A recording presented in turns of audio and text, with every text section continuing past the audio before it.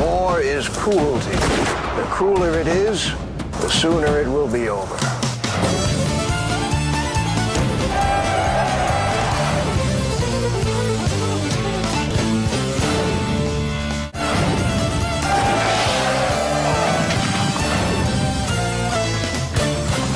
Sherman's March. Good morning and welcome to this special report on the events of the Civil War. Today's featured event is General Sherman's March. This segment will contain a summary of the march and an interview with General Sherman himself, and with his acquaintance Ulysses S. Grant. Now to my fellow reporter Leah with an introduction. The Civil War began in 1861 and ended in 1865. By 1864, most Southerners had given up hopes of winning the war. Their only hope of winning the war was by having control of the South and keeping the North out of their territory. That's when General Sherman's march began.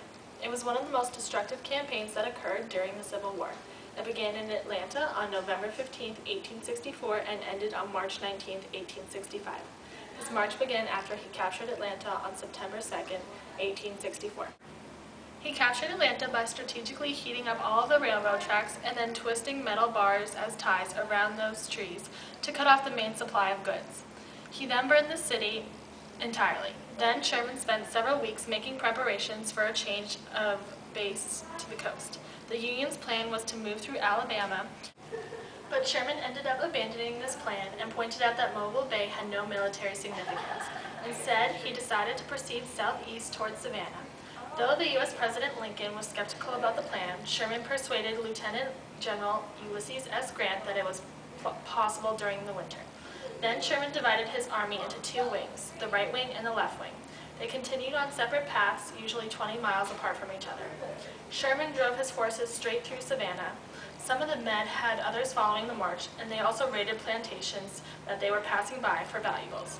Since the army consisted of so many people, Sherman began to run the coast dry of food. People were beginning to complain about starvation because the only thing that they ate was rice. They had to get to Savannah soon, otherwise all the men would die of starvation. Now from the eyewitness source to history, I quote, Dolly Summer Lump was born in Maine in 1817. She moved to Georgia as a young woman to join her married sister. She became a school teacher in Covington, Georgia, where she met and married Thomas Berg, a plantation owner. When her husband died in 1858, Dolly was left alone to manage the plantation and its slaves. Dolly kept a diary of her experiences, and we join her story as Sherman's army approaches her home, end quote.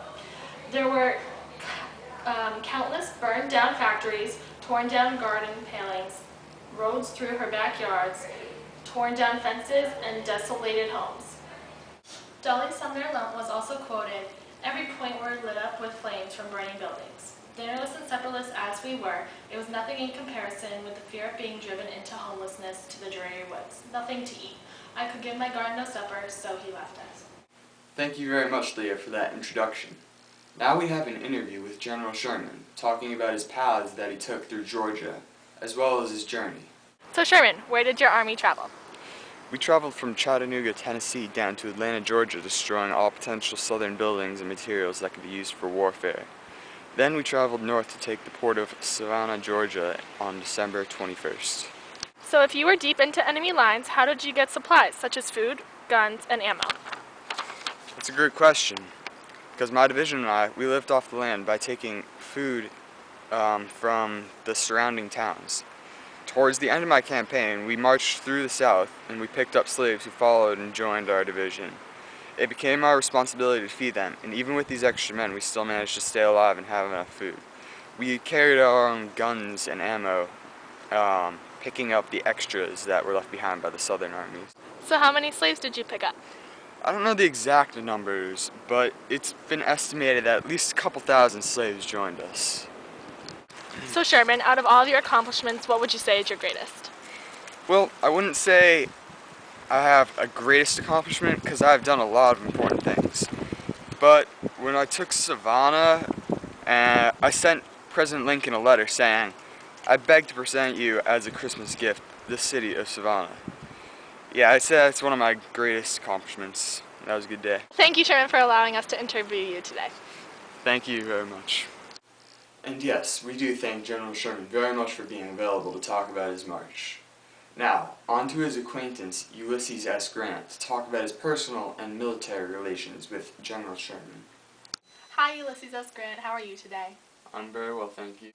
So what is your relationship to General Sherman? Well, I know him both personally, and I was his superior. I was Lieutenant General, and Sherman was only a Major General. I appointed Sherman as the commander of the Army of Tennessee.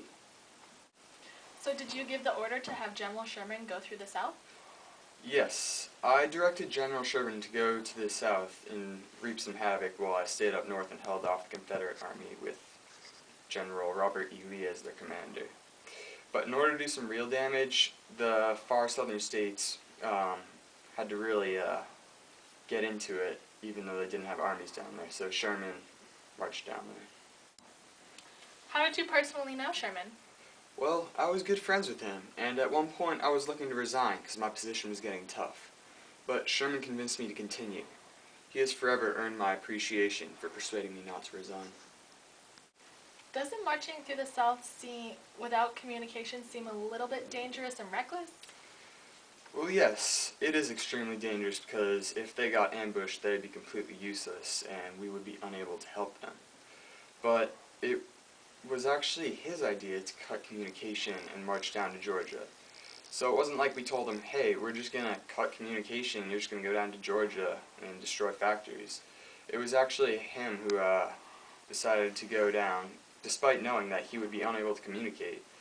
It was a genius strategy, though, because it scared the Southerners to death, because the Union Army running around south near them, and they had no protection because their armies were up north.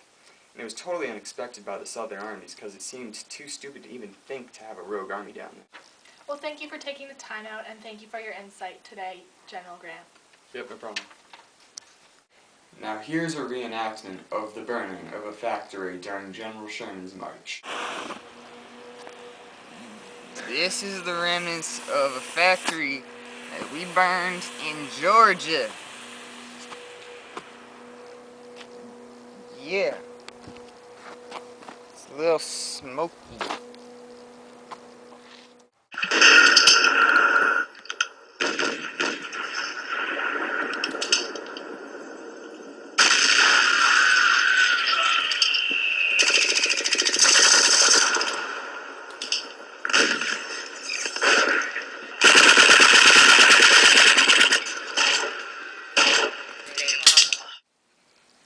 The last portion of this segment will be a look through Sherman's march in pictures.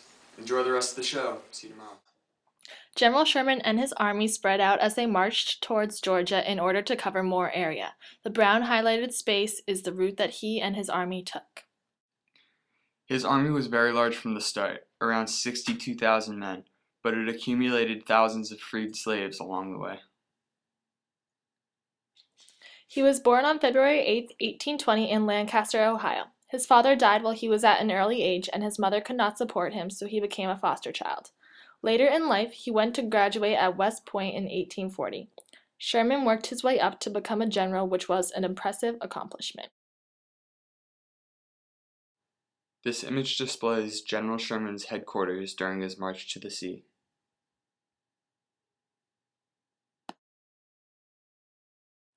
This picture shows what the battlefield was like during his march. Horses were used by the superior ranks in General Sherman's army. The rifles used during the Civil War were inaccurate due to poor bullet aerodynamics. The rifles also took long periods of time to reload, making it hard to keep a constant fire.